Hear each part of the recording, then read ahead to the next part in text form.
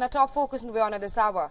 North Korean leader Kim Jong-un has ordered for more production of weapons-grade nuclear material to grow the country's arsenal, asserting on how Pyongyang should be ready to use the weapons at any given time.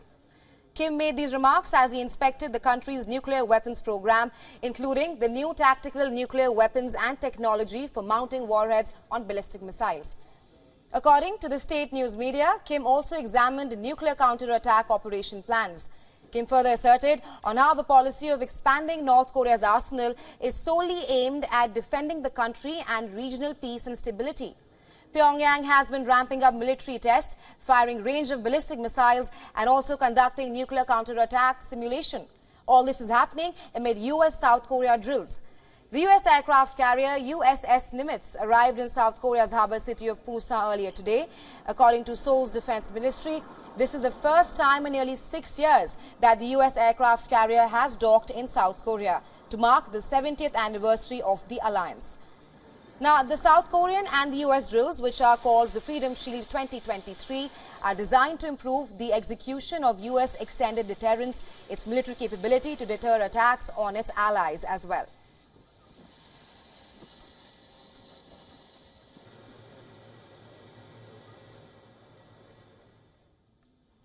For more on this, we're now being joined by correspondent Chris Gilbert from Tokyo.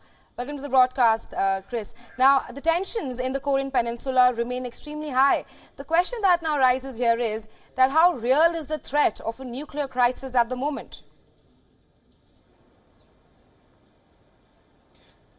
Well, it's certainly a concern, especially for the US and its allies. Last year in November, we of course saw that intercontinental ballistic missile that debuted and showed that it could bring the entire US within striking distance. And now it seems like we're seeing this Hwasong-13, this new miniaturized nuclear warhead that's been unveiled by North Korea and reported, of course, by state media there, that has the potential to be loaded onto these intercontinental ballistic missiles. Of course, it's not just the missiles that need to be developed, it's the warheads as well. North Korea doesn't have bases in friendly countries to launch airplanes from. It has to develop the projectiles and it has to develop the weapons that can go on them. And as you said, Kim Jong-un, the DPRK leader, has ordered the mass production of these warheads, or so we hear from North Korea. Now, the ability and the resources to develop this weapon are vast, and it's questionable whether DPRK, North Korea, has them. But, you know, it is a heightened rhetoric yet again from Kim Jong-un. But if we want to talk about, nuclear crisis, this does come a day after, the order of deployment of nuclear warheads in Europe. And so certainly there are pertinent issues on the table that will have the Americans' attention. But this no doubt is one step further down the road of developing North Korea's nuclear goals.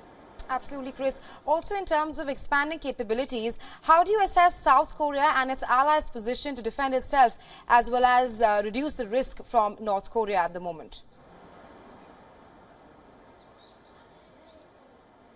Well, experts agree that South Korea's resources to defend itself far outstrip that of North Korea, both in terms of its military ability, its financial ability, and so on. But let's not forget that South Korea and Japan, as well as other countries in the region, are pretty securely under the U.S. nuclear umbrella. Kamala Harris, the vice president of the U.S., came to the DMZ just last year, remember, and vowed to defend South Korea and Japan. And so they have that in their pocket. And by extension, any conflict would technically de facto be a conflict with the U.S. And its allies. And experts agree that that would be a conflict that the DPRK would surely lose. It has no interest, experts say, in a preemptive strike. It has every interest in developing nuclear weapons to deter preemptive acts of aggression itself. The US, of course, wants to deter North Korea. Now that the UN Security Council is off the table in terms of a solution, it can't pass any further sanctions while Russia and China veto all of them. It has to look at other options, such as this warship arriving in the waters today for these war drills, Operation Freedom Shield. It is the language that the US and South Korea is using to deter North Korea. And by the missile launches we're seeing yesterday and in recent weeks, it certainly seems to be being heard by Pyongyang. Absolutely. Thank you so much for joining us in Beyond, Chris. In other global news that we are tracking at this hour, Russia is ramping up its military presence and maneuvers in the Sea of Japan. Russia's defense ministry said it test-fired the supersonic anti-ship Moskit missile. Now, Moskit is a supersonic anti-ship cruise missile that can carry both conventional and nuclear warheads. Russia launched the two missiles to strike a mock target located 100 kilometers away in the Peter the Great Gulf in the Sea of Japan. Moscow also claimed to have conducted a 24-hour special operation in Ukraine. The Russian Defense Ministry spokesperson said that the troops destroyed a US-made M77 artillery system.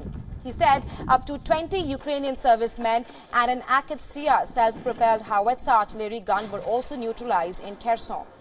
Meanwhile, in the Kupiansk area, over 70 Ukrainian military personnel and an ammunition depot were also destroyed. According to Kremlin, 84 artillery units, men and equipment in 128 areas were also destroyed in the 24-hour special operation.